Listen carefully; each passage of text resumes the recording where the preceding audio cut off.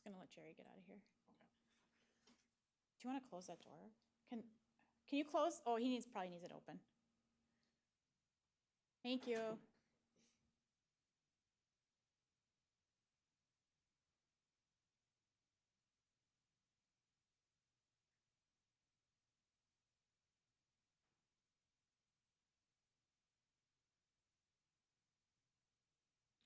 My name is Theresa Wetzsteon. I am the District Attorney for Marathon County.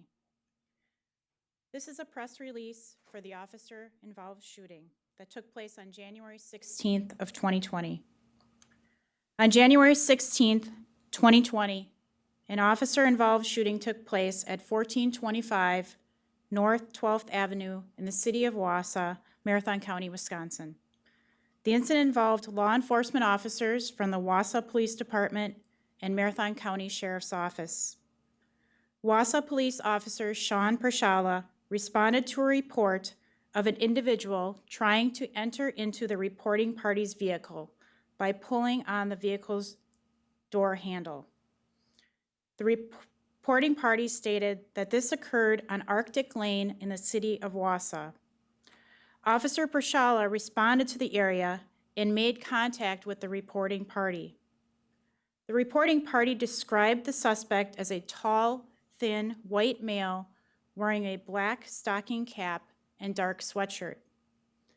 The male was not able to gain entry to the vehicle, and the reporting party observed the male run through the backyard of a nearby residence.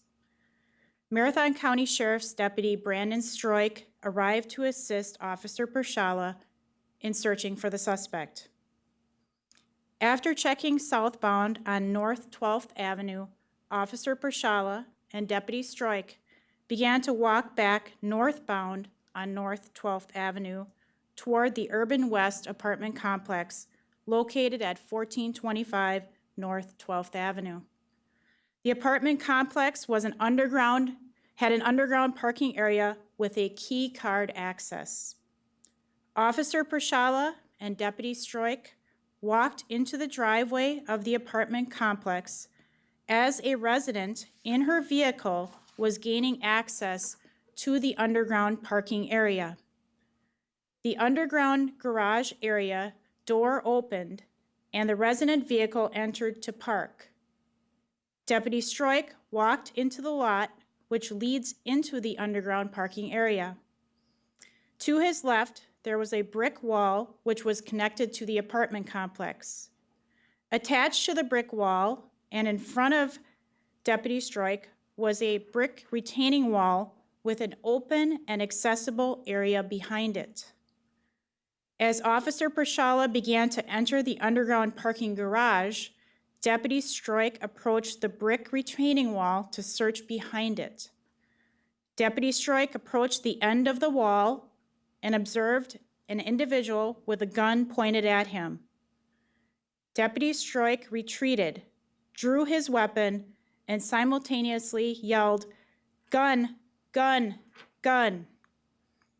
In an attempt to gain cover, Officer Pershala and Deputy Stroik retreated into the underground parking garage area while firing at the brick wall. The individual behind the wall pointed the gun from behind the wall toward the officers and fired his handgun at the officers. Even after the officers retreated into the parking garage, the individual continued to fire his handgun at the officers. A civilian vehicle approached the driveway to enter the parking area of the apartment complex while the gunfire was occurring. The individual behind the wall was directly across from the vehicle and fired at the vehicle, striking the vehicle's hood. Officer Pershala and Deputy Stroik continued to fire at the individual, who remained concealed except for his gun protruding from behind the wall. The civilian vehicle backed out of the driveway. The individual emerged from behind the wall and began to run across the parking lot. As he ran, he turned and fired his handgun at Officer Pershala and Deputy Stroik. The officers returned fire. The individual went to the ground in the parking lot with his handgun visibly still present in his hand. The individual on the ground continued to fire at Officer Prashala and Deputy Stroik. Then Officer Prashala observed the individual's handgun slide was locked back. Officer Prashala and Deputy Stroik and additional responding officers repeatedly commanded and pleaded with the individual to drop his weapon. The individual did not drop his weapon. The individual continued to move on the ground, and at one point he sat up and looked in the direction of Officer Prashala and Deputy Stroik. Officers observed the gun slide was still locked back and determined they would try to fire a series of less lethal rounds at the individual. The officers hoped the less lethal rounds would compel the individual's compliance in dropping the weapon and allow the officers the opportunity to safely take the individual into custody and provide medical attention. Multiple officers yelled and announced, quote, "less lethal," end quote. The individual on the ground remained on his back. Responding, Wausau Police Officer Ben Price heard the sound of the gun slide being positioned forward into an active position. Officer Prashala observed that the individual had manipulated the gun and the slide was now forward and in a ready-to-fire position.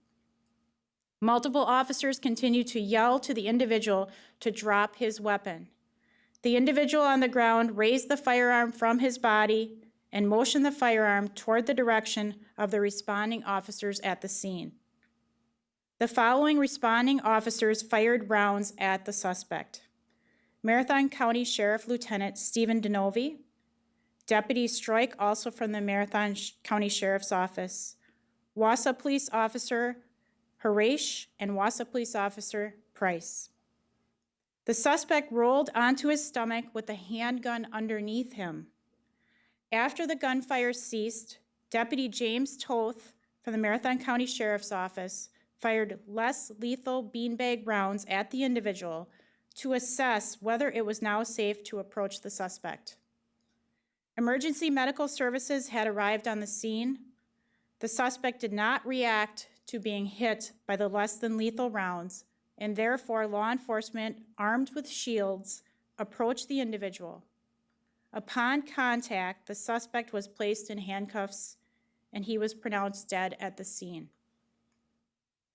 As a result of the incident and pursuant to the laws of the state of Wisconsin, a comprehensive investigation was undertaken by the Department of Justice, Division of Criminal Investigation, which I will refer to in this presentation as DCI.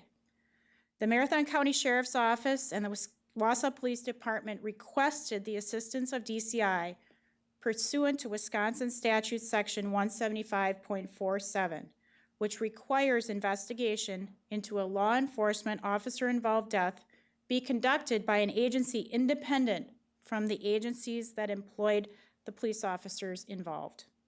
Further, Wisconsin Statute Section 175.47 sub 5 sub A requires that the investigation reports from an officer-involved death be provided to the district attorney of the county in which the officer-involved death occurred. Upon review and in accordance with Wisconsin Statute Section 175.47 sub 5 sub B, the district attorney for the county in which the officer-involved death occurred is to determine whether there is a basis to prosecute the law enforcement officers involved. The investigation included, but was not limited to, witness interviews, photographs of the scene, evidence collection documentation, squad and body camera video footage, and Wisconsin Crime Laboratory testing. The scene was located at the Urban West apartment complex at 1425 North 12th Avenue.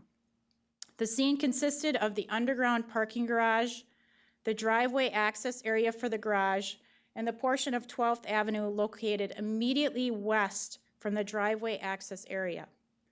The apartment complex driveway was located along the south side of the building and was bordered by a concrete wall to the east, an open snow-covered field to the south, and on North 12th Avenue to the west.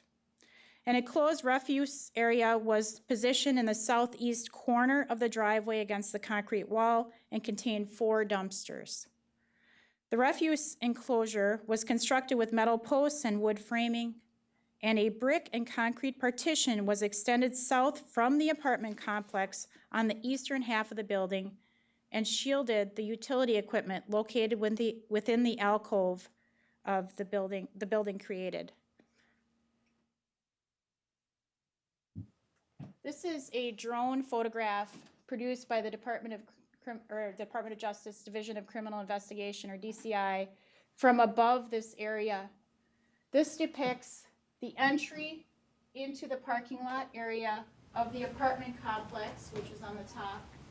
There is a key card access position right here to open up the garage overhead door, which is right here between these 2 yellow posts.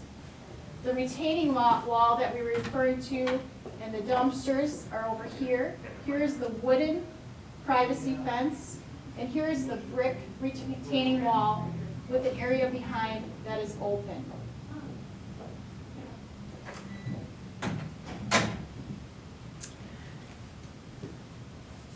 On Friday, January 17th, 2020, DCI agents were requested to provide formal death notification to the immediate family of Jack D. Bollinger, date of birth 7/7/1984. The special agents spoke with Mr. Bollinger's immediate family, who confirmed a distinctive tattoo on Mr. Bollinger on his leg that identified him. Dr. Robert Corliss, forensic pathologist with the University of Wisconsin Anatomic Pathology Laboratory, performed the autopsy on Mr. Bollinger and found that Mr. Bollinger's cause of death was multiple gunshot wounds, at least 13. On Friday, January 17th of 2020, DCI agents spoke with Mr. Bollinger's father. He stated that he had contact with his son, Mr. Bollinger, on the afternoon of January 16th of 2020 at approximately 4 p.m.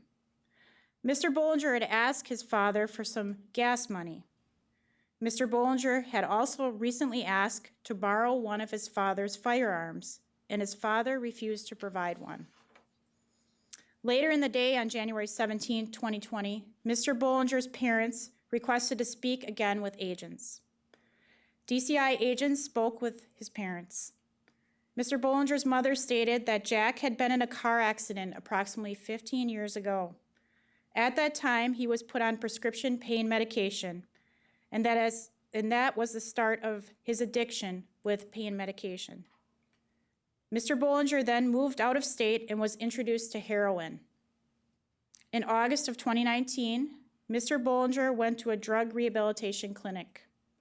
According to Jack's mother, after release from the clinic, Mr. Bollinger was able to stay clean and sober from drugs from August of 2019 through October of 2019.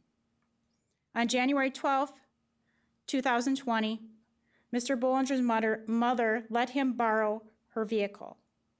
On January 16, Mr. Bollinger's mother reported that he called and said something was going on and he needed a plane ticket.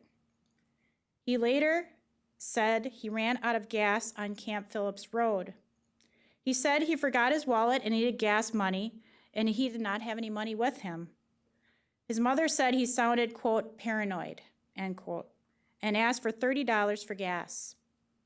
Mr. Bollinger's father then wired $50 to him via Walmart. He said he could not go to Walmart because he was being followed and said, quote, we're under siege, end quote. Mr. Bollinger's parents said that in their phone calls with him on January 16, 2020, he did not sound like himself. On January 20th of 2020, DCI agents and a Marathon County Sheriff's detective interviewed a female that Mr. Bollinger was reportedly currently in a relationship with. She reported that Mr. Bollinger had an addiction to opioids for several years. She said that she carried Narcan with her because of Mr. Bollinger's addiction to opioids. She said she believed that Mr. Bollinger was clean of opioids for the last 30 days, and she was unaware of his use of any other drugs. She said she was with Mr. Bollinger the morning of January 16th of 2020 at their residence in Stratford.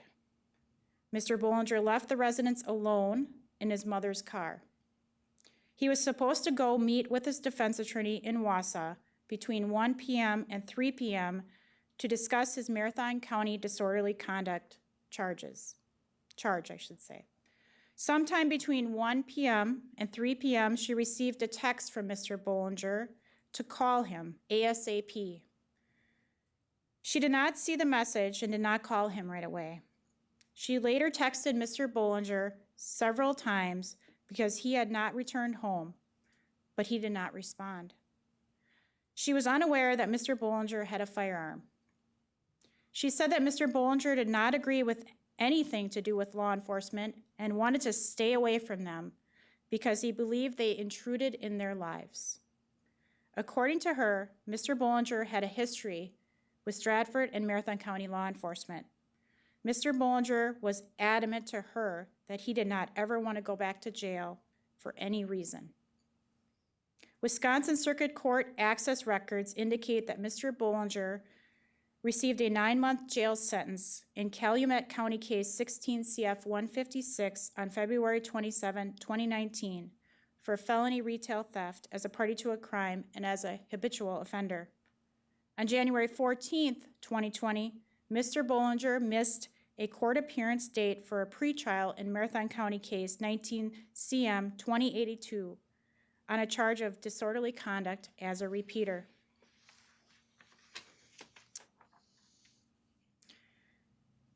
On Thursday, January 16th, a DCI agent spoke with a resident couple of the Urban West apartments.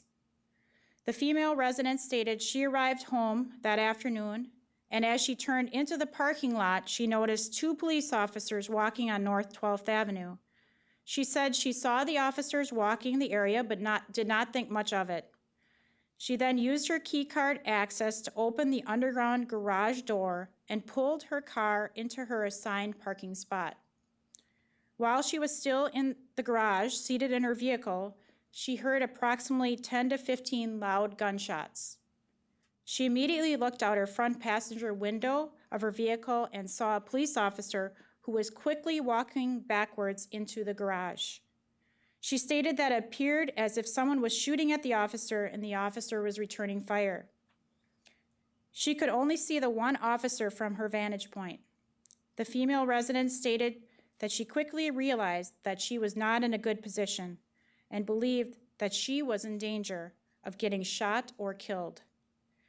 She stated, quote, "If a good guy is shooting out, then a bad guy is shooting in," end quote. She left her keys and packages in her vehicle, exited, and ran to the stairwell of the south side of the garage. She then ran to her apartment, entered her apartment, and screamed to her husband, quote, there's a shooter in the building," end quote. In her apartment, she heard approximately 15 more gunshots. She was so afraid that she crouched down in order to stay low to the floor of the apartment.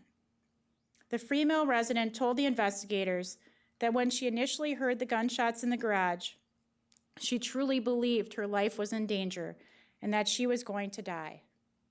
She stated that even after exiting her vehicle, she felt as if someone was chasing her.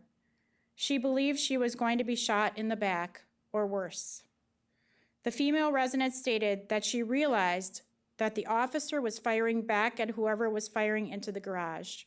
She was relieved and grateful. She told the investigators that she wanted to thank the officer personally for putting himself in harm's way so that she was not.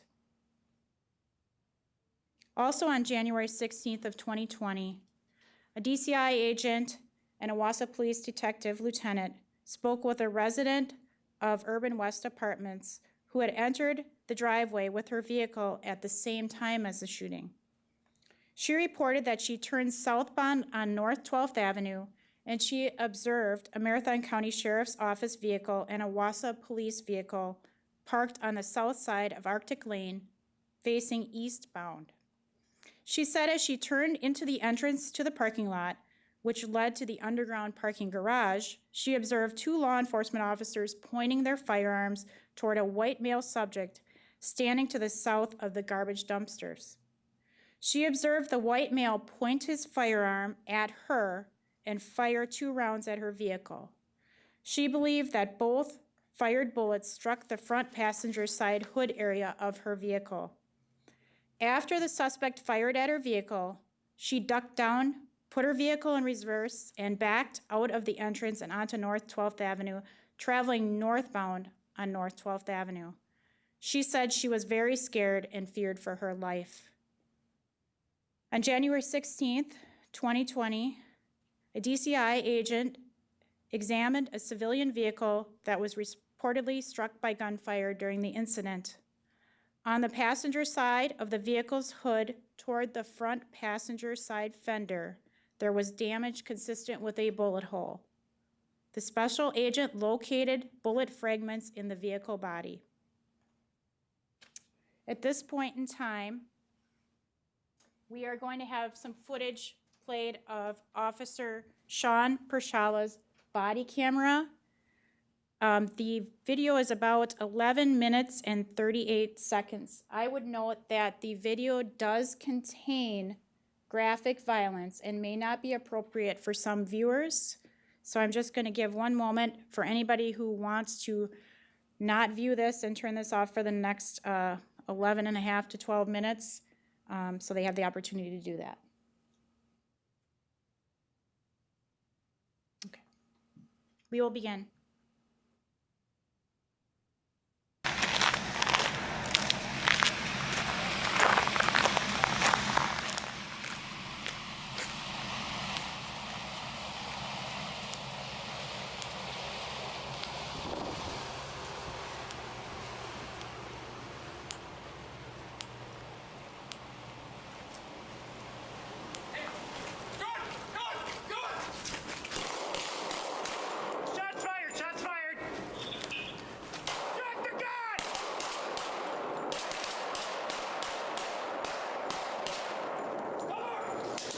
Got him. 1078. 1078 shots fired. We're at the apartment building, new apartment building.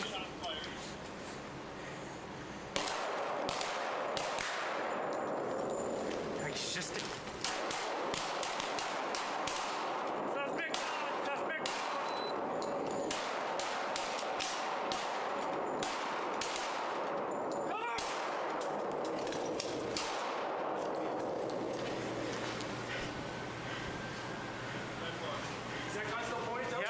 Yep. Garage door's closing. 074. Send him back.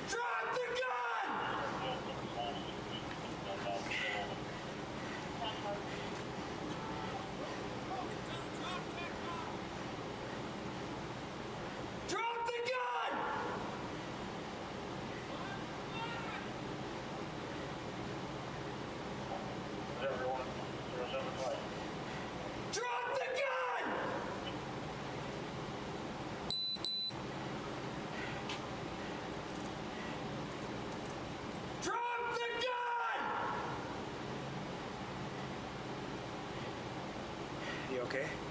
Yeah, you're good? Yeah. You good? Yeah. Almost got me though. Huh? Almost got me. Drop the gun!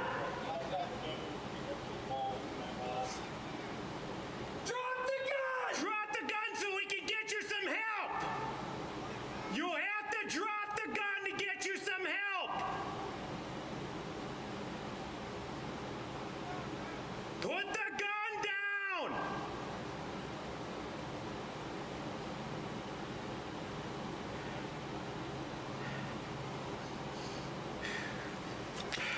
I gotta reload. Drop the gun! Keep mine covered. Ready? Does anybody have less lethal for you guys? No. 189. We need somebody with less lethal on 12. He's still moving. The gun is still in his hand. Stop that traffic on Randolph. They're directly across from us. Randolph and 12. Randolph and 12. Drop the gun! You see if that slide walk back? Yeah, it looks like it is. Yeah, it is. It definitely is.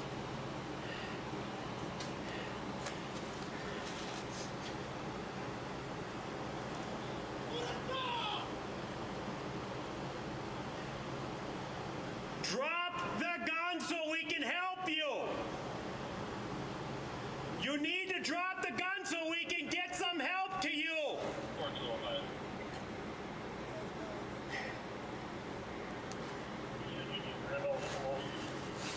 They've got it. Some units are there closing it off now, but that's a direct line of fire southbound. We're inside the garage here at this apartment complex. Hold on. Got him? Yep. Drop the gun so we can get you some help. Throw the gun away. Throw the gun away.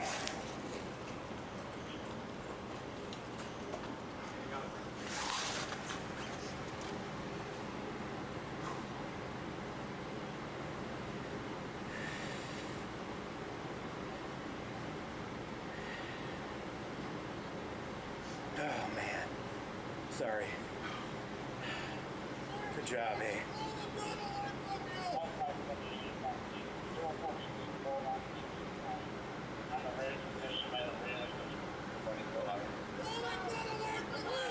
Drop the gun or you're gonna get shot again! Drop the gun!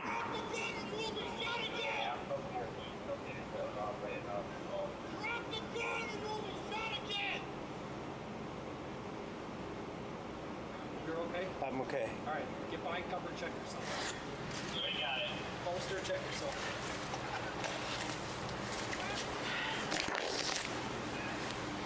I'm good. You're good? You look good. I don't see nothing on you. I don't know how that hit. I'm gonna get back. I'm gonna check myself. Okay? Ready? Go. Drop the gun right now! Drop the gun! Drop the gun! You are gonna get shot again! He sat up and looked right at me. He sits up again. Back up. Get cover. He sat up and looked right at me. Throw the gun away so we can help you!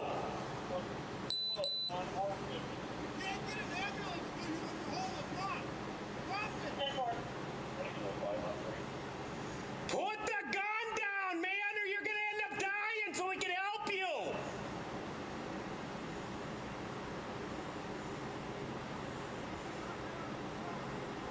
Come on, man, just put the gun down!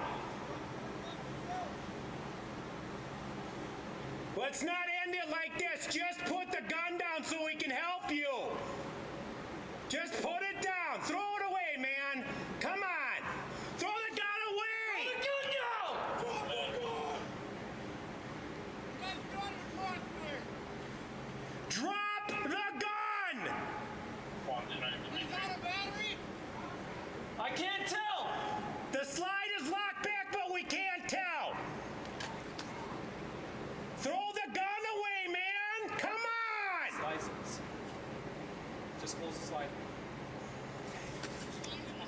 Slide was locked back, but he just clicked the gun back closed. Dude, just throw the gun away already. Come on, man. Just do it. Throw it away. If you just want to be in the area, that's fine. We've got probably 20 squads up there right now. Hey, just throw the gun away, man. This is over. Just throw it away. We got a med right here. We're going to have him help you out. You just got to throw the gun away.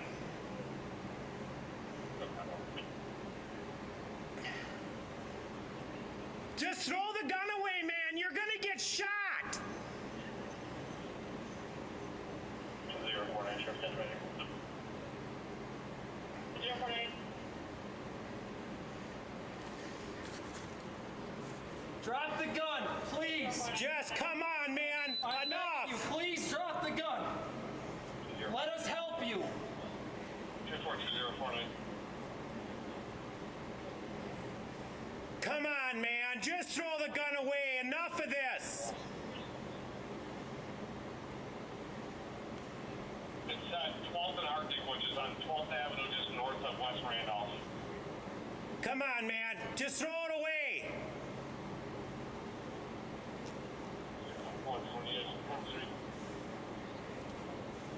199, does anybody on scene have less lethal? Throw that gun away, man. Come on. Just throw it away. Deploying less lethal. There's cops around you everywhere. You're not. This is just over. Just throw the gun away so he can get you some help.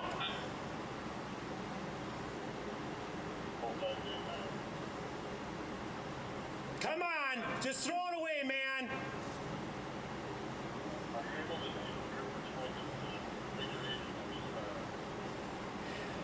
I cannot tell if there's a magazine in it. It appears to be in battery.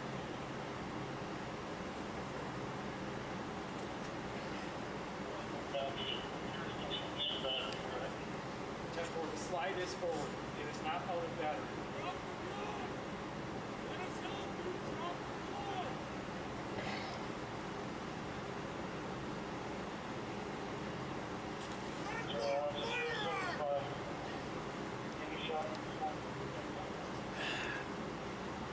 To clarify, this slide was locked back on the gun, but now he has put it forward again. We don't know if the gun has rounds in it yet. He fired several shots at it.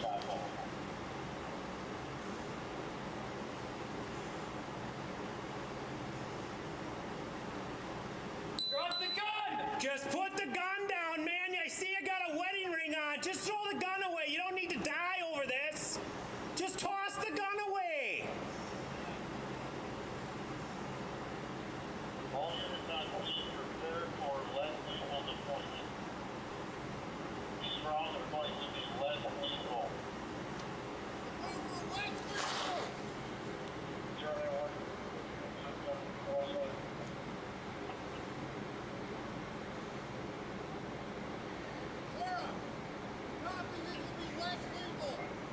Drop that gun!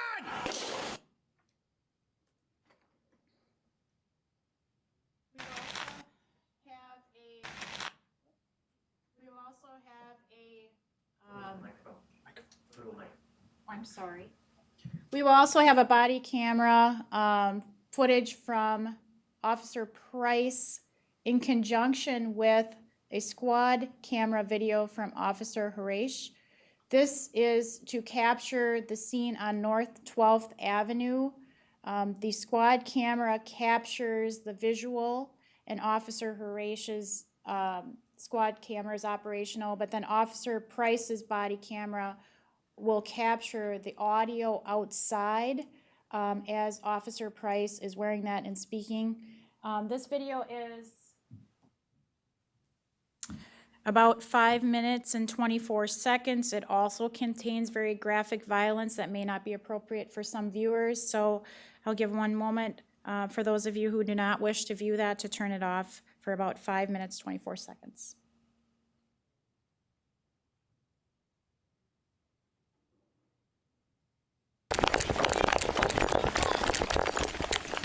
Get by the car, get by the car. Get behind the engine block. Seth, take a cover. On our stick. You can't get an ambulance to you when you hold the gun. Drop it.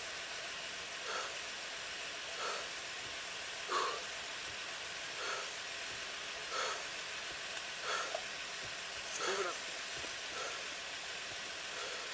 Put the gun down. Come on. Don't warm up. Let's go. Just keep a good beat on him, Seth. Drop this firearm.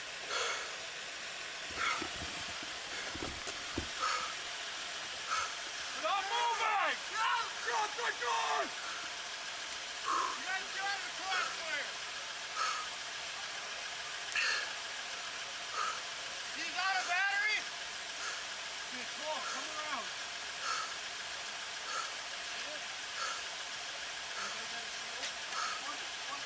He's messing with the gun! Trying to manipulate the slide again? Yes, I heard something click.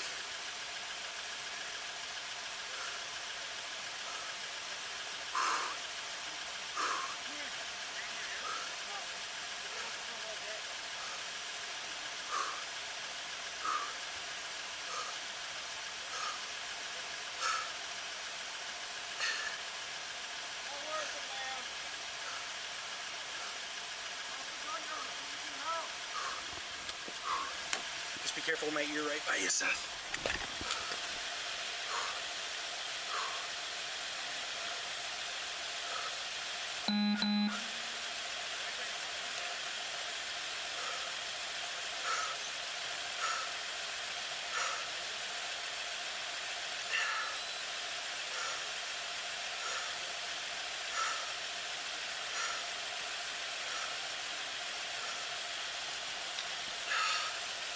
He manipulated the slide though, I heard that click. Brady, he manipulated that slide, I heard something click.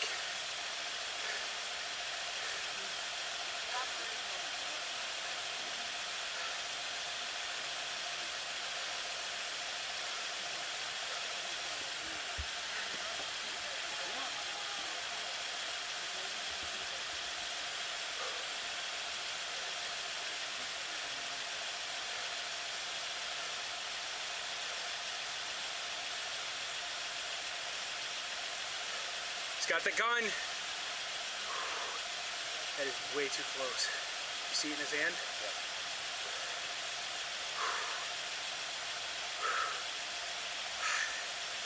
Just prepare to dive if you gotta. He's still got it in his hand, guys.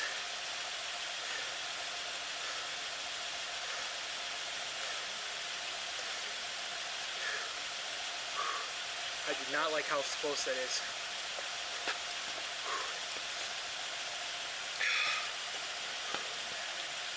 It's in battery. Come on, dude, put down the gun. Put down the gun, man. Come on, put down the gun. Drop the gun. Let him help you. Drop the gun.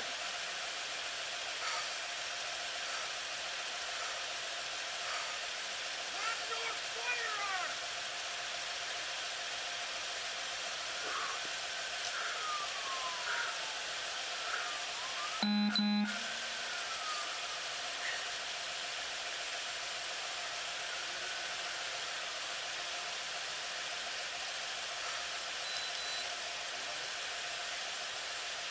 We're gonna try to beanbag him.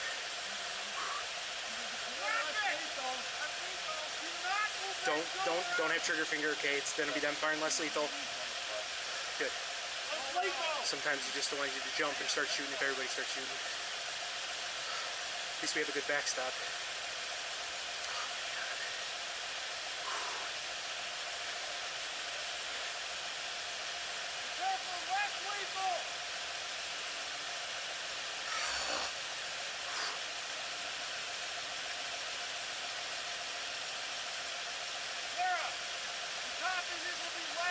Oh God. Watch the gun, drop the gun!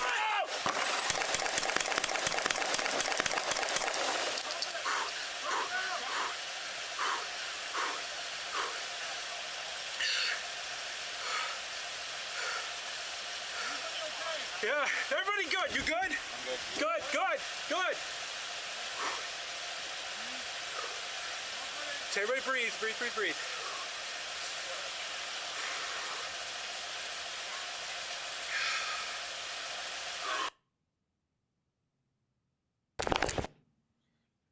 Please note that the blurring of the image on there was provided by the Department of Justice pursuant to their policies, and in my review, I was afforded videos without that in reaching my conclusion.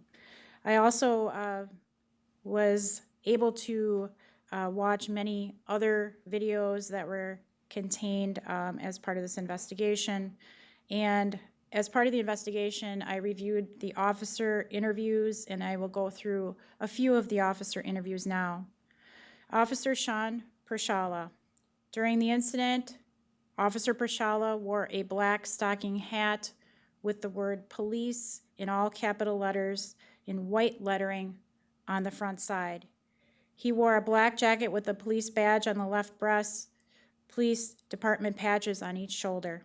Officer Pershala has been in law enforcement since 1997, starting as a corrections officer, and he began as a Wausau police officer in 2007. He served as a field training officer for 7 years. Officer Pershala was equipped with a functional and active Axon body camera, which captured the audio and visual of the incident. On January 16th of 2020, DCI agents spoke with Officer Pershala. Officer Pershala stated that on January 16, he responded to a report of an individual trying to enter in the reporting party's vehicle on Arctic Lane by pulling on the vehicle's door handle. Review of Officer Pershala's body camera video captured Officer Pershala's contact with the reporting party, who stated that since it was very cold that day, she decided to warm up her vehicle before traveling with a baby that she had. She reported that her vehicle was equipped with a remote start that allowed her to start her vehicle from inside her home, and the vehicle would idle and warm with the doors locked in her driveway. The reporting party observed that while her vehicle was idling in her driveway, a tall, thin white male wearing a black stocking cap and dark sweatshirt tried to enter the vehicle by pulling on the vehicle's door handles. The vehicle was not able to gain entry, and the reporting party observed the male run east toward North 12th Avenue, and just before North 12th Avenue, the person ran southbound through a backyard of a nearby residence. Deputy Stroik arrived to assist Officer Pershala in searching for the person through the residential neighborhood. Their search ultimately led them back toward the Urban West apartment complex. Officer Pershala observed the overhead garage door leading to the underground parking area was open. He observed a silver car parked in the underground parking garage. Officer Pershala and Deputy Stroik entered the parking lot of the apartment complex, and Officer Pershala walked towards the open overhead garage door while Deputy Stroik walked towards a brick wall which was connected to the apartment complex. As Officer Pershala began to walk into the underground parking garage, Deputy Stroik went to check on the area behind the brick wall. Officer Pershala heard Deputy Stroik yell, "Gun, gun, gun," and observed the suspect's head and a handgun lean around the corner of the brick wall and fire several times towards Officer Pershala and Deputy Stroik. Officer Pershala, fearing for his life, the life of Deputy Stroik, and the lives of people at the apartment complex and residences on North 12th Avenue, fired his service weapon toward the suspect. Officer Pershala also used direct fire at the brick wall to allow himself and Deputy Stroik to retreat into the underground parking garage for cover. While retreating, Officer Pershala observed the suspect reach around the corner and blindly discharge the handgun toward them. He thought the suspect was, quote, going to kill them, end quote. After a short while, the suspect came out from behind the wall and began to move southbound while pointing his handgun toward Officer Pershala and Deputy Stroik. Officer Pershala believed the suspect came out from behind the wall to get a clear view of Officer Pershala and shoot him. Officer Pershala discharged his service weapon as the suspect moved southbound in the parking lot. The suspect went down to the ground. Officer Prashala discharged his service weapon at the suspect several times. The overhead garage door was on a timed closure and began to close. Officer Prashala and Deputy Strike had to change positions to the service door, which was between the brick wall and the overhead garage door. Officer Prashala called for medical aid to respond for the suspect and requested that North 12th Avenue be shut down as there was a danger to them from the gunfire. Officer Prashala and Deputy Strike checked themselves to determine if they were hit by gunfire. They both continued to repeatedly yell commands to the suspect to drop the gun. They told him several times that medical aid was on the scene and could help him if he dropped the gun. The suspect, while on the ground, raised up and looked at Officer Prashala. While the suspect was lying on the ground, Officer Prashala observed that the suspect's handgun had the slide locked back. The suspect then manipulated the gun to put the slide back in a firing position. Despite repeated commands, the suspect did not drop the gun. The suspect then waved the handgun around and pointed it towards North 12th Avenue, where the other officers were located. Deputy Strike fired one round from his service weapon, and other officers discharged their firearms. Deputy Brandon Strike's interview. During the incident, Deputy Strike wore a black exterior vest carrier with Marathon County Sheriff's Office patches on both shoulders and the word sheriff in white lettering on the front and rear of his exterior vest. Deputy Strike enlisted in the United States Army in February of 2005 and was deployed to Iraq from January 2006 until February 2007, and he served until he was honorably discharged in May of 2008. He was designated as Squad Designated Marksman in the Army and received the Army Commendation Medal while deployed. He joined the National Guard in September of 2008 and served until September of 2014, when he was honorably discharged. While in the National Guard, he received the Army Achievement Medal. He then began his law enforcement career in 2009 and joined the Marathon County Sheriff's Office in January of 2014. He attended numerous sniper courses and became a certified firearms instructor in 2017. DCI agents spoke with Deputy Strike. Deputy Strike stated that he was assisting Wausau police officer Sean Prashala on a call for service.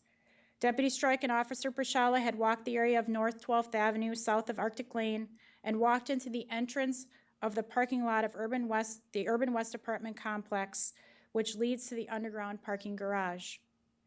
The overhead garage door was open. They walked toward a brick wall that was located in the northeast corner of the parking lot. As Deputy Strike neared the corner of the brick wall, Deputy Strike observed footwear impressions in the snow leading to the north behind the brick wall. As he walked around the corner, he observed an extended right arm with a handgun pointed directly at him. The suspect was 5 to 6 feet from him at the time. Deputy Strike yelled "gun" several times to alert Officer Prashala that he observed a gun. Deputy Strike fired his service weapon several times, and they retreated inside the underground parking garage while the person was concealed behind the brick wall and fired at them from around the wall. Deputy Strike observed a vehicle drive into the entrance of the apartment complex. The suspect turned the firearm toward the vehicle and fired one round toward the vehicle. The suspect then turned his gunfire back at Deputy Strike and Officer Prashala. Deputy Strike stated, quote, "He was trying to kill me, and he was trying to kill Officer Prashala," end quote. Deputy Strike stated that the gun came out from behind the brick wall and there was additional gunfire exchanged between himself and the suspect fell to the ground with the gun in his hand. While the suspect was on the ground, Deputy Strike stated that he and his fellow officers shouted commands to the suspect to drop his gun. At one point, Deputy Strike could see that the gun was locked back and was not able to be fired. But a short time later, the suspect looked toward Deputy Strike, then back at the gun and manipulated the gun and put it back in a firing position. Officers continued to yell commands to the suspect. The suspect raised his gun and pointed it first towards he and Officer Prashala, then toward the officers on North 12th Avenue and toward the occupied houses on the west side of North 12th Avenue, and Deputy Strike fired his service weapon one time. Deputy Strike did not know the identity of the suspect at the time of the incident. Deputy James Toth. On January 16th, a DCI agent spoke with Marathon County Sheriff's Deputy James Toth. Deputy Toth said when he arrived on the scene, he heard officers yelling commands to the subject to drop the gun, and he saw the subject moving. He asked Lieutenant Deneuve if there was a need for a less lethal option, and Lieutenant Deneuve told Deputy Toth to get his less lethal shotgun loaded with a 12-gauge beanbag round. Officer Benjamin Price in his interview. On January 16th of 2020, DCI agents spoke with Officer Price. Officer Price was on duty and responded to the incident with Officer Kate. Officer Price was instructed by his lieutenant to position himself at the entrance of the apartment complex. He observed a male lying on the ground on his back with a handgun in his left hand while rolling side to side and raising his arms and legs. He heard officers yelling to the suspect to drop his gun so they could get him medical attention. Wausau Police Lieutenant John Phillips instructed Deputy Toth to obtain his less than lethal shotgun and take a position next to Officer Price. At that point, there was a radio broadcast that the suspect's weapon was out of battery or the slide was back.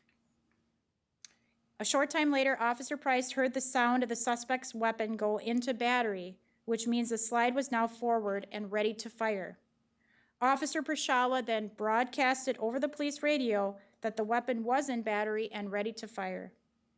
Officer Price observed the suspect roll onto his back with the handgun in his left hand, and Officer Price could see that the slide of the suspect's handgun was fully forward.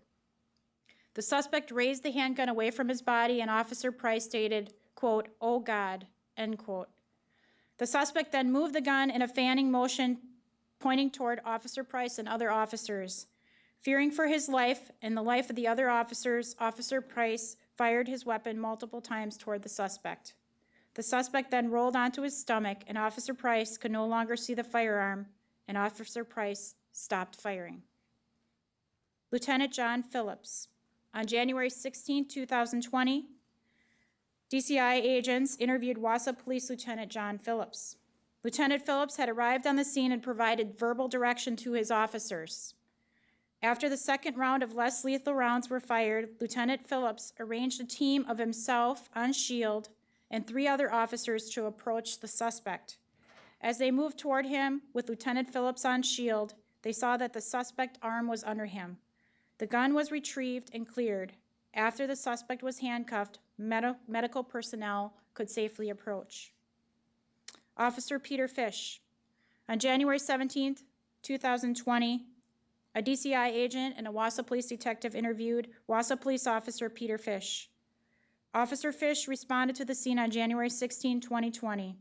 Upon arrival, Officer Fish and 2 other officers made contact with the occupant of an apartment on the southeast corner of the Urban West apartment building. The occupant allowed police entry. The occupant was told to stay in a back bedroom for the occupant's safety. Officer Fish went to the kitchen window where he had a clear line of sight of the suspect who was lying on his back. Officer Fish observed that the suspect's eyes were open. He appeared alert and he was breathing as his breath was visible in the cold air. Officer Fish heard the officers state that they were going to use less than lethal rounds to gain compliance, and he saw the suspect grip his gun and lift it up towards his head. He thought the suspect might shoot. As he raised his gun, officers fired. Lieutenant Steve Deneuve's interview. On January 19th, DCI agents spoke with Marathon County Sheriff's Lieutenant Steve Deneuve. Lieutenant Deneuve served in the United States Army from 1992 until 1997. He was a full-time military police officer promoted to the rank of sergeant until he was honorably discharged. Lieutenant Deneuve has been employed as a law enforcement officer since 1999 and has worked full-time with the Marathon County Sheriff's Office since 2003, with a promotion to detective in 2012 and lieutenant in 2018. Lieutenant Deneuve has also was also previously a member of the Marathon County SWAT team and still drives the armored vehicles for the SWAT team. Lieutenant Deneuve responded to the Urban West Apartments when he heard Deputy Stroik call out shots fired and an officer needed assistance. He arrived on scene in less than 2 minutes. Lieutenant Deneuve pulled his squad up on the road to the west of the apartment complex, where he positioned himself along North 12th Avenue. He could see the suspect lying on the ground in the parking lot. The suspect was on his back and had his handgun in his left hand resting on top of his stomach, pointing the barrel toward the east. Throughout the incident, Lieutenant Deneuve did not know the identity of the suspect. Lieutenant Deneuve requested medical be staged because he was aware that the suspect had been shot or possibly shot. Lieutenant Deneuve and Lieutenant Phillips coordinated that to have a less lethal shotgun with beanbag rounds brought to the scene, as well as a ballistic shield. Lieutenant Deneuve learned an officer was on scene with a less lethal beanbag gun.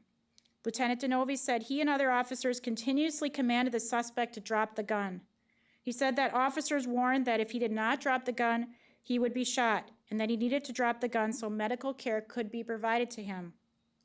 At one point, Lieutenant Deneuve heard an officer yell that the suspect's gun was out of battery and the slide was locked to the rear. Lieutenant Deneuve thought this would be a good time to deploy less than lethal beanbag rounds. He identified Deputy Toth as the officer who would fire those rounds. Lieutenant Deneuve repeatedly yelled, quote, "less lethal," end quote. Prior to Deputy Toth deploying less lethal rounds, Deputy Stroik yelled that the suspect's gun was back in battery and the slide was closed. Officers continued to yell commands to the suspect to drop the gun. The suspect looked towards Lieutenant Deneuve and appeared to hear the commands. The suspect continued to lift his gun off of his stomach, but did not point it at the officers.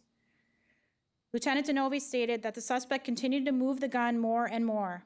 The suspect moved his gun from his stomach, sweeping past Officer D'Acquisto towards Deputy Stroik and the glass windows of the apartment building above Deputy Stroik in the direction of Lieutenant Deneuve. Lieutenant Deneuve stated he felt threatened and feared the suspect was going to shoot at other officers or at civilians in the apartment building. He had his department-issue rifle on fire. He focused his rifle scope on the suspect's head and fired twice. He then fired at the suspect's torso and fired 3 more times. He observed the suspect's legs come up off the ground and he rolled over onto his stomach, and Lieutenant Deneuve could not see the suspect's firearm anymore. At this point, Lieutenant Deneuve no longer thought the suspect was a threat. Deputy Toth then fired 3 less than lethal beanbag rounds at Lieutenant Deneuve's direction with no response from the suspect. The SHIELD team was then deployed to secure the suspect in handcuffs and then advise EMS services that they could safely approach. Lieutenant Jeffrey Stefanik's interview. On January 17th of 2020, DCI agents spoke with Marathon County Sheriff's Lieutenant Jeffrey Stefanik. Lieutenant Stefanik responded to the scene and en route heard radio traffic that the suspect had his weapon in hand and in battery. When he arrived on scene, he heard officers shouting, quote, "less lethal," repeatedly. He then heard and saw several of the officers fire their weapons. After the rounds were fired, Lieutenant Stefanik moved to the rear of a nearby squad and could see the suspect on the ground, arching his back and lifting his head for 5 to 10 seconds. Law enforcement again communicated that they were going to use less than lethal rounds, and he stated that law enforcement then fired 3 to 4 less lethal rounds that impacted the suspect. There was no movement from the suspect. He heard law enforcement continue to give the suspect verbal commands to show his hands, since the suspect was now in his stomach and his hands were underneath him. After the suspect did not respond to the less than lethal rounds, law enforcement approached the suspect with a SHIELD team and placed the shield on the suspect's back, holding him in place as officers handcuffed him. Officer Michael Harash, his interview. On January 20th, 2020, DCI agents spoke with Wausau police officer Michael Harash. Officer Harash was on duty as a patrol officer and was field training another officer. Officer Harash began his law enforcement career as a full-time patrol officer for the city of Wausau in 2017. Since 2019, he has been a field training officer. Officer Harash was in the area assisting Officer Prashala to locate the suspect that was reported to have attempted to enter a vehicle. Officer Harash heard Officer Pershala yell, "Shots fired, apartment," and responded to the area of the apartment complex. Officer Harash observed a suspect lying on the ground near the wooden fence. He heard officers continually yelling commands to the suspect. He heard someone relay to the officers on scene that the slide of the handgun was locked back, which meant the suspect could not fire the handgun. A short time later, he heard someone relay to the officer that the suspect released the slide and the gun was in position to fire. Officer Harash heard the officers on scene continue to yell verbal commands to the suspect, and he did not comply. He observed that the subject continued to possess a handgun and was moving the handgun more aggressively. The suspect then raised the firearm away from his body and rotated it towards the officers that were located at the entrance of the Urban West apartment complex. Officer Harash said he feared for his life and the life of his fellow officers on scene, the occupants of the apartment complex, and the residents of North 12th Avenue, so he fired one round at the subject. Detective Max Laporte. On January 17th, 2020, a special agent and a Wausau police detective met with Wausau Police Detective Max Laporte. Detective Laporte responded to the incident and moved into position on the southeast corner of the apartment complex. From his position, he was able to see the suspect had a handgun and the slide was forward, which meant that the gun could be fired. He accessed an occupied apartment that provided an overhead view of the scene. He heard over the law enforcement radio that less than lethal rounds were going to be fired. He then observed the suspect raise the handgun away from his body and point the handgun at the law enforcement officers that were on North 12th Avenue. As the suspect raised the handgun away from the suspect's body and pointed the gun at the officers, Detective Laporte heard several gunshots and observed the suspect roll on his stomach. Officer Garrett Carr was also positioned with Detective Laporte. He met separately with Special Agent Heiser and Detective Holtz on January 17th of 2020, and he also stated that he was able to observe the suspect lying on his back. He heard officers announce that less than lethal rounds were going to be fired, and then he saw the suspect raise the handgun and point the handgun toward the officers before he was fired upon. Officer John Shear. On January 17, 2020, a DCI agent and a Wausau police detective met with Wausau police officer John Shear. Officer Shear had also responded to the apartment complex scene.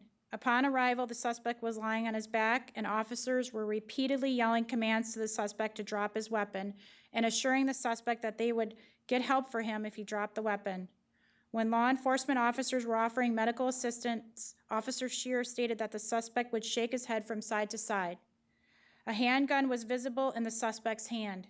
At one point, Officer Shear stated that the handgun had the slide locked back, therefore could not be fired. However, Officer Shear observed the suspect roll away a bit, move his hand, and Officer Shear heard the release of the slide of the handgun, which meant that the handgun could be fired. Officer Shear observed that the suspect raised the handgun toward the officers, and then he was fired upon.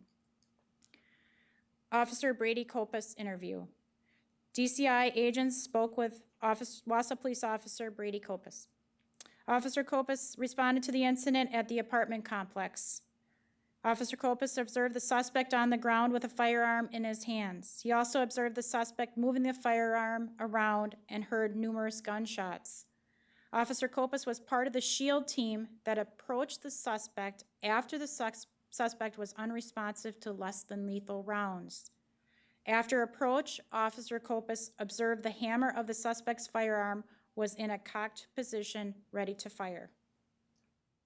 The scene investigation. On January 16, 2020, DCI agent Joshua Podlowski responded to the scene to document and process the crime scene for evidence.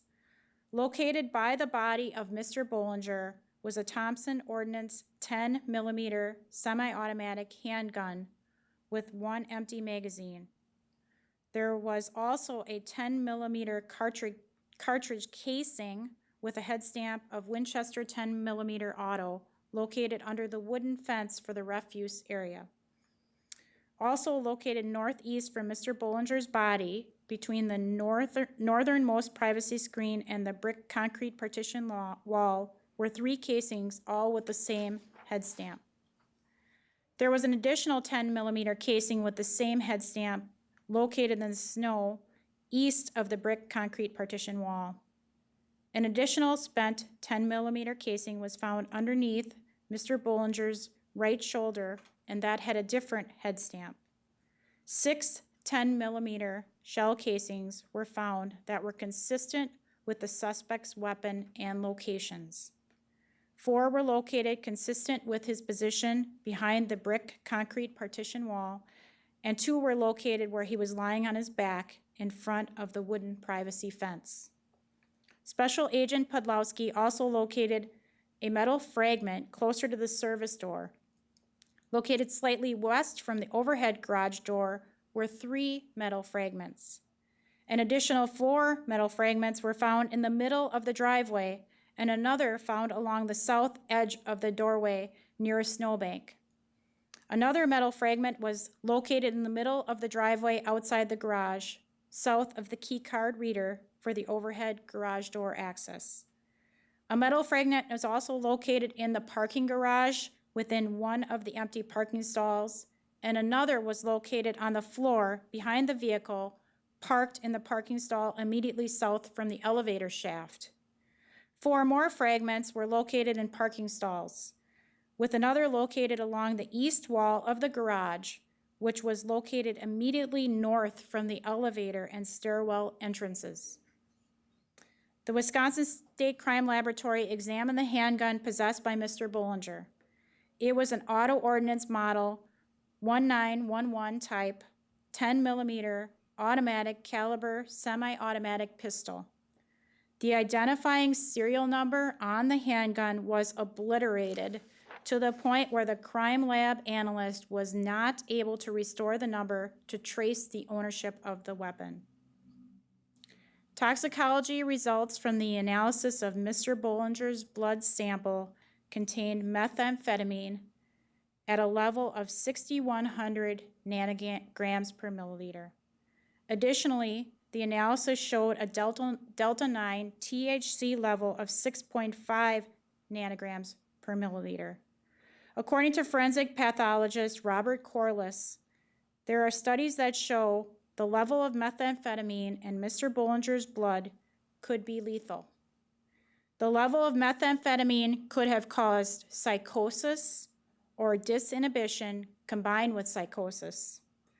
The toxic level of methamphetamine in Mr. Bollinger's blood could have caused confusion, hallucinations, and delusions. Chronic abusers of methamphetamine can develop paranoid psychosis. Methamphetamine levels even significantly lower than that found in Mr. Bollinger's blood have been linked with violent and abusive behavior, including death or traumatic injury by violent means. Acute methamphetamine and cannabinoid intoxication were a significant contributing factor to the death of Mr. Bollinger. I would like to now go through some still photos that were provided by DCI and taken during the course of their investigation. These still photos will have a brightened area to highlight areas within the scenes. Again, these photographs will have some portrayals of graphic violence, so if you do not want to view these, please turn off your computer or turn away at this point. So in the forefront of this first picture would be Deputy Strike, who has just pulled out his weapon and is pointing at the retaining brick wall. As we advance through these pictures, you will notice the circle that is highlighted just above the garbage dumpsters. And as we go through these images, we will see the firearm coming out from behind the wall, directly in line with Deputy Strike and Officer Pershala, whose body cam these photos were taken from. In the next set of photos,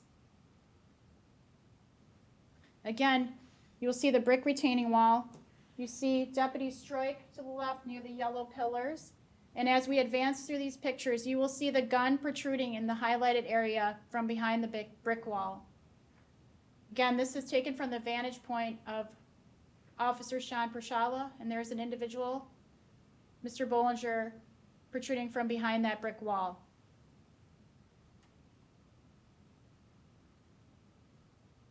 In the next series of photographs,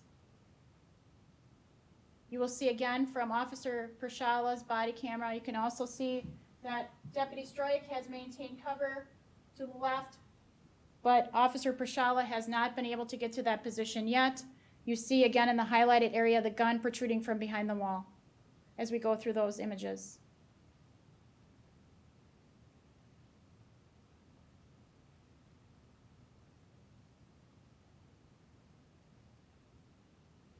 Here's the gun again protruding from behind the wall.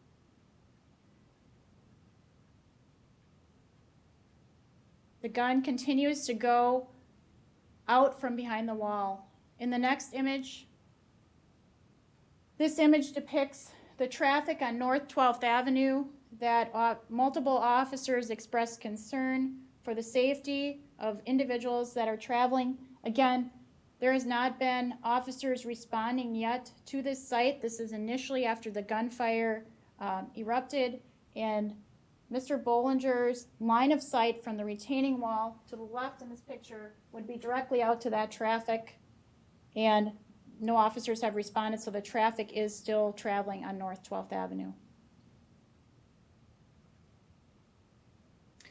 The next set of pictures will also again show the highlighted to the left behind the retaining wall. As we go through these, you'll see the gun protruding from behind the wall. And now you will see to the right, I'm sorry, this will be in the next set of pictures. The gun is still protruding from behind the wall. Now you will see to the right the resident vehicle who pulls into the driveway. That is the vehicle that was, the hood was shot on the passenger side front, directly across from Mr. Bollinger. Sorry about that. Go ahead. The next photographs, again, are depicting graphic violence and may not be appropriate for some people to view, or they choose not to view. In these pictures, Mr. Bollinger is coming out from behind the wall. You can see the handgun in his hand, and you can see him turning the handgun toward the officers as he is running. You can see it remains in his hand and is being pointed towards the officers. And now he's going to the ground with the gun still in his hand. And the next set of pictures, again, graphic content. This is towards the end of the incident. You can again see in the highlighted circle there that was done by DCI. You can see the handgun in Mr. Bollinger's hand being raised up. And as we go through these, you will see the handgun movement and his arm movement consistent with what was described by the officers.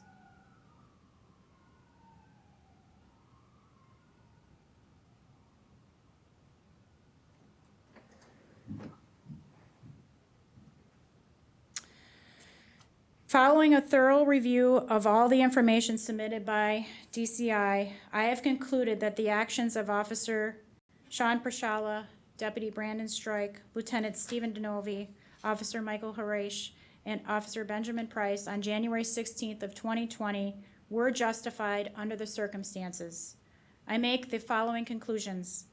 The statements of the law enforcement officers involved in the incident are credible. The statements of the law enforcement officers involved in the incident are consistent. The physical evidence recovered from the scene is consistent with the statements of the law enforcement officers involved in the incident.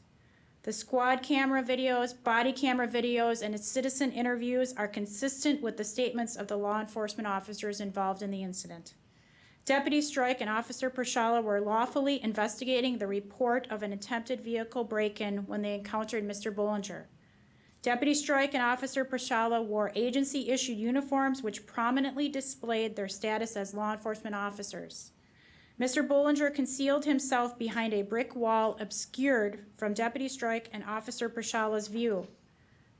Mr. Bollinger had no known association with the Urban West apartment complex.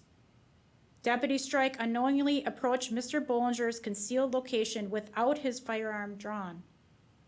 Mr. Bollinger possessed a functional and loaded handgun with the serial number of the handgun filed off and obliterated. Mr. Bollinger was within 5 to 6 feet of Deputy Strike when he pointed the loaded handgun at Deputy Strike.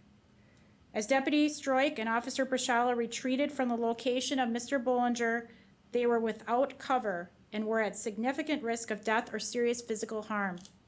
As Deputy Strike and Officer Pershala retreated backward for cover, Mr. Bollinger continued to possess his handgun and, while concealed behind a brick wall, repeatedly fired out and fired at Deputy Strike and Officer Pershala. Deputy Strike and Officer Pershala fired their weapons in response to Mr. Bollinger's direct and observable threat to their lives. Mr. Bollinger's actions posed a significant risk of death or serious physical harm to civilians in the vicinity, including at least one resident in the parking garage, residents of the occupied apartment complex, residents of homes on North 12th Avenue, and persons entering the apartment complex parking area and persons traveling on the adjacent roadways. A resident of the apartment complex had to flee her vehicle parked in the underground garage during the gunfire to avoid harm. The resident stated that she feared for her life. Mr. Bollinger took aim and fired at a civilian in a vehicle entering the parking lot area of the apartment complex, striking the front passenger side of the vehicle and causing the civilian to retreat to avoid harm. The civilian feared for her life. Multiple metal fragments located within the occupied parking garage are consistent with being fired from Mr. Bollinger's handgun.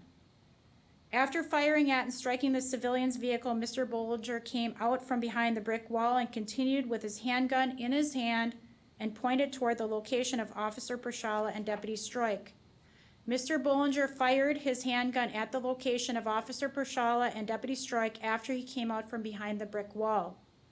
Deputy Strike and Officer Pershala fired their weapons in response to Mr. Bollinger's direct and observable threat and in reasonable defense of their lives and the lives of nearby civilians. Mr. Bollinger retained possession of the handgun when he went to the ground in the parking lot of the apartment complex. Multiple law enforcement officers responded to the scene. Mr. Bollinger continued to possess the handgun in his hand. All responding law enforcement officers held their fire for 10 minutes as they repeatedly commanded Mr. Bollinger to drop his weapon and pleaded for Mr. Bollinger to drop his weapon so they could get him medical help. Despite repeated commands to drop his weapon, Mr. Bollinger visibly retained the handgun in his hand. Multiple officers observed that the handgun in Mr. Bollinger's hand was not in battery, or in other words, was not in a position to fire. Deputy Strike sought to compel Mr. Bollinger's compliance to drop the handgun by less than lethal means by having an officer fire beanbag rounds at Mr. Bollinger. The command for less lethal rounds was audibly and loudly commanded between officers at the scene. Mr. Bollinger visibly manipulated the gun in his hand. Multiple officers at the scene observed that Mr. Bollinger's gun was now positioned in battery or ready to fire. The gun was observed to be in this position by Officer Kopis when contact was made with Mr. Bollinger at the conclusion of the incident. Mr. Bollinger was acting paranoid on the date of the incident, according to family members. Mr. Bollinger adamantly expressed to his girlfriend that he did not ever want to go back to jail for any reason. Mr. Bollinger missed a required court appearance in a Marathon County criminal case on January 14th of 2020. Mr. Bollinger's toxicology results revealed a toxic level of methamphetamine, a level which may cause confusion, hallucinations, and delusions, and has been linked with death or traumatic injury by violent means. Despite a significant visible law enforcement presence and continued audible commands by law enforcement to drop his handgun, Mr. Bollinger did not comply and responded by moving his engaged weapon toward the locations of civilians and officers. Deputy Strike, Lieutenant Deneuve, Officer Harash, and Officer Price fired their weapons in response to Mr. Bollinger's direct and observable threat and in reasonable defense of their lives, the lives of their fellow officers, and the lives of nearby civilians. Under the circumstances, Mr. Bollinger's repeated intentional choices ensured that there was no reasonable opportunity to attempt any non-lethal alternatives. Any lesser means of force would have been unreasonable in the exercise of self-defense under the circumstances created by Mr. Bollinger's actions. Law enforcement officers are not required to attempt all other means of force before resorting to deadly force, and Mr. Bollinger's purposeful actions made any lesser means of force unreasonable. In conclusion, Mr. Bollinger's death is tragic. There is little doubt that methamphetamine and THC intoxication were significantly contributing factors to Mr. Bollinger's choices on January 16, 2020, and thereby led to his death. Deputy Strike, Officer Pershala, Lieutenant Deneuve, Officer Harash, and Officer Price acted in accordance with their sworn duties and training as law enforcement officers. At their own peril, they maintained their positions to protect the citizens of this community. The officers acted with valor and restraint. Even after Mr. Bollinger fired multiple rounds at Deputy Strike and Officer Pershala, when there was an opportunity, they tried repeatedly to end the incident without the death of Mr. Bollinger. Deputy Strike, Officer Pershala, Lieutenant Deneuve, Officer Harash, and Officer Price's actions were appropriate and consistent with the legal principles governing the use of deadly force by law enforcement officers. I would like to thank the Department of Justice Division of Criminal Investigation for their thorough work on this investigation. The comprehensive approach to this investigation allowed me to do a step-by-step review and analysis of all relevant information in reaching my decision. That concludes my review of the officer-involved death. As a separate matter, I would like to address an issue that was brought to the forefront by this incident. Shortly after this tragic event, a civilian posted to social media a video that captured a minimal proportion of the incident. As a result of this posting, some members of the public formed opinions as to the actions of Mr. Bollinger and the law enforcement officers and agencies involved. Conclusions as to law enforcement actions in a critical incident or otherwise requires consideration of all surrounding facts and circumstances. To make a decision without knowledge of the surrounding facts and circumstances can result in unwarranted damage to the critical relationships between our community's law enforcement officers and our citizens. Further, the family and friends of the civilians involved in the incident can be further traumatized by the publication of the death of their loved one. Neither should be acceptable. Please use the power of social media with social responsibility. Thank you.